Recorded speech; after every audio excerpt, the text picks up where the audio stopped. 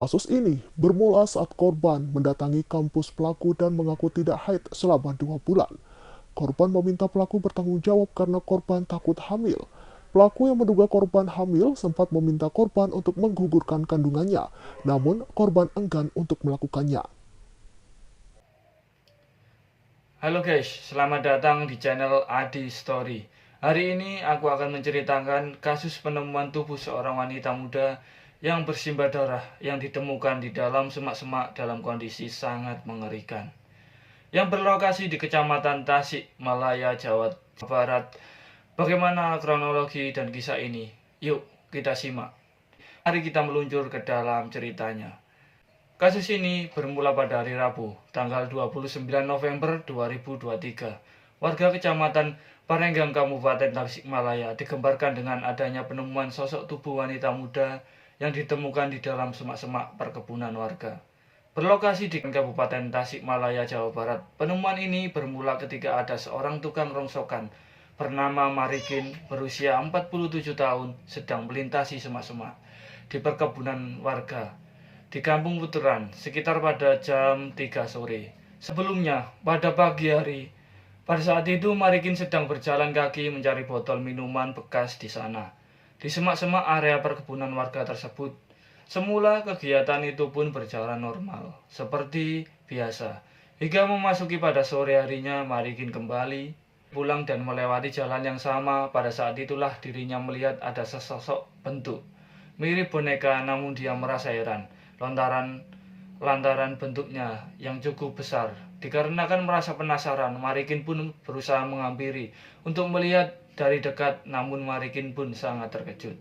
Ternyata itu merupakan tubuh seorang wanita yang sedang terbaring dalam kondisi bersimbah darah, menggunakan pakaian gamis dan kepalanya ditutupi oleh kerudung. Marikin langsung berlari untuk meminta pertolongan kepada warga, membuat warga menjadi super gempar dan melaporkan penemuan ini kepada pihak kepolisian. Polres Tasikmalaya yang menerima laporan itu langsung menuju ke tempat kejadian perkara untuk melakukan olah TKP.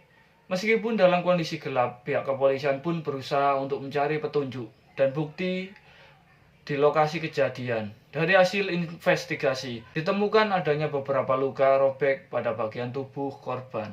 Selain itu, ada beberapa luka lebam dan adanya luka-luka tersebut, pihak polisi pun menduga kuat jika korban ini merupakan korban pembunuhan.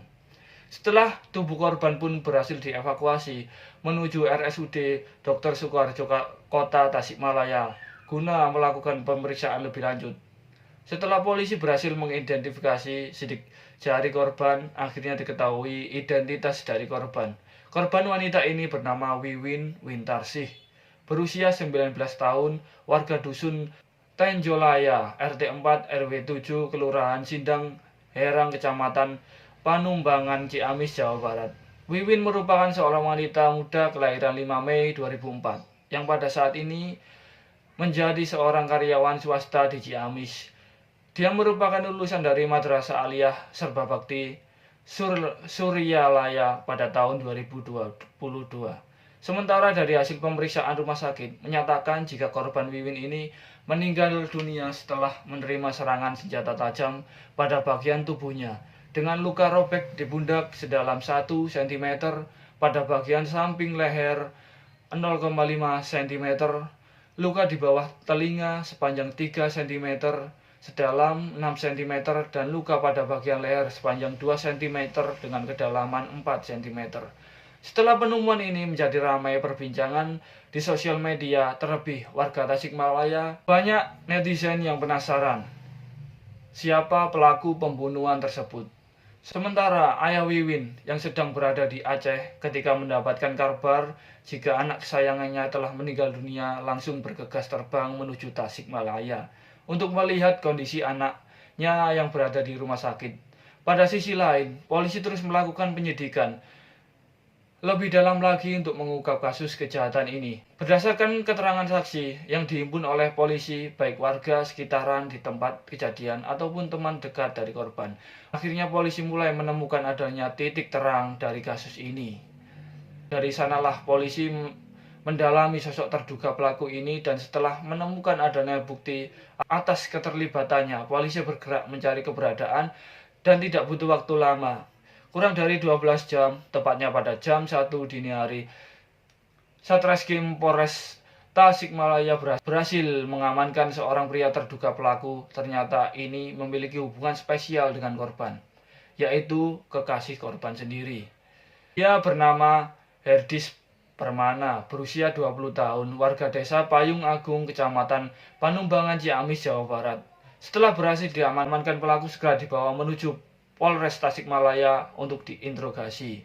Pelaku diketahui tercatat sebagai seorang mahasiswa aktif yang berkuliah di Universitas Agama Islam Latifah Mubarokiyah Suryalaya Tasikmalaya, mengambil jurusan ilmu tasawuf Fakultas Dakwah, dan di dalamnya lingkungan rumahnya pun pelaku disegani oleh masyarakat sekitar dikarenakan sang ayah merupakan seorang ustadz ternama di dalam lingkungan. Hubungan asmara antara Wiwin dan Herdis telah berjalan selama 4 tahun. Kepada polisi, pelaku mengaku selama mereka berpacaran sudah beberapa kali melakukan hubungan selayaknya suami istri. Herdis juga mengatakan jika dirinya tega membunuh kekasihnya sendiri lantaran merasa panik setelah mengetahui korban kekasihnya terlambat datang bulan selama 2 bulan. Selain mendapatkan pengakuan dari pelaku, pihak kepolisian pun telah menyita sejumlah barang bukti berupa balok kayu, pakaian korban, 2 unit ponsel, 1 buah pisau, tas milik korban, dan sepeda motor berjenis Honda Beat berwarna hitam dengan nomor polisi Y5925RB. Dari awal dan hingga proses tindakan kejahatan tersebut, pelaku melakukannya sendirian tanpa dibantu oleh siapapun. Pelaku Herdis Purnama mengatakan jika pembunuhan ini bermula saat pertengahan November dirinya baru mengetahui jika kekasihnya telah datang bulan. Setelah mengetahui hal tersebut, dia pun langsung berpikir jika korban kekasihnya sedang hamil, yang membuat dirinya pun merasa cemas, gelisah, dan juga khawatir, takut mencoreng nama baik keluarganya. Terlebih sang ayah merupakan pemuka agama. Herdi sempat berpikir untuk meminta kekasihnya itu menggugurkan kandungannya, namun ditolak. Pelaku mengaku mulai merencanakan aksi kejahatannya itu pada hari Rabu, tanggal 29 November 2023. Herdi menghubungi Wiwin meminta dijemput di kampusnya pada siang hari. Sambil menunggu kekasihnya datang, pelaku pun menyiapkan balok kayu dengan diameter sekitar 15 cm dan bentuk mirip dengan pentungan. Dia pun telah menyiapkan sebuah pisau di dalam tasnya yang dibawa di rumah. Setibanya Wiwin di kampus, mereka sempat berkeliling mengendarai motor. Setelah menghabiskan waktu bersama berkeliling di atas motor, tiba-tiba pelaku Herdis menghentikan laju motornya di tempat sepi yang berlokasi di wilayah Kampung Putaran Kaler, lokasi semak-semak perkebunan warga. Ketika itu, Herdis pun berkata serius kepada kekasihnya Wiwin mengenai masalah kehamilan tersebut. Namun dari percakapan mereka ternyata tidak menemukan adanya solusi untuk menyelesaikan masalah ini. Dan justru semakin membuat obrolan mereka semakin memanas, hingga terjadi perdebatan di antara keduanya.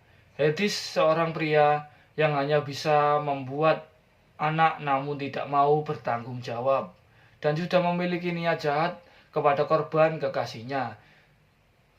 Perdebatan itu pun memicu amarah seketika, langsung melayangkan pukulan dengan tangan kosong kepada Wiwin sebanyak 2 kali, lalu menarik tangan korban hingga membuatnya terjatuh ke tanah. Ketika melihat Wiwin sudah terjatuh, Herdis pun mengeluarkan balok dari dalam tasnya yang sudah disiapkan sebelumnya, lalu memukul kepala korban sebanyak 2 kali dan memukul korban sebanyak 3 kali hingga membuat balok kayu patah menjadi 2. Korban yang sudah tersungkur di tanah tidak membuat pelaku merasa puas dan mengeluarkan sebuah pisau dari dalam tasnya, melayangkan beberapa pukulan vital ke dalam tubuh korban, yaitu rusuk dan leher sebanyak 3 kali, hingga darah pun membasahi tubuh kekasihnya itu, yang membuat korban kehilangan nyawanya.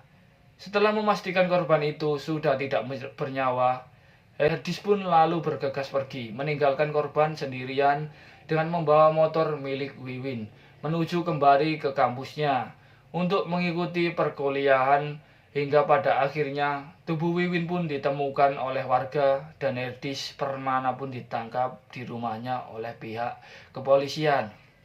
Tubuh korban Wiwin Wintarsih sudah dikembalikan kepada pihak keluarga dan telah disemayamkan di tempat pemakaman umum. Kepergian Wiwin Wintarsih membuat suasana rumah menjadi histeris, dikarenakan selama ini Wiwin dikenal sebagai sosok wanita yang baik, sopan, dan pendiam. Namun sangat disayangkan, Wiwin malah bertemu dengan laki-laki seperti itu, membuat pihak keluarga sangat marah dan membenci tindakan pelaku. Atas perbuatannya, pelaku dijerat dengan Pasal 30 KUHP pembunuhan berencana dengan pidana maksimal yaitu hukuman mati. Kisah dan kasus ini ada pelajaran untuk kehidupan kita, terlebih wanita, agar selalu berhati-hati dalam berkenalan dengan seorang laki-laki. Jangan sampai masuk ke dalam perangkap setan, yaitu melakukan perzinahan hingga membuat hamil di luar nikah. Sebaiknya jauhi perzinahan. Sekian dulu video gua hari ini. Dan jangan lupa ikuti terus video gua ya guys. Sampai bertemu di video selanjutnya.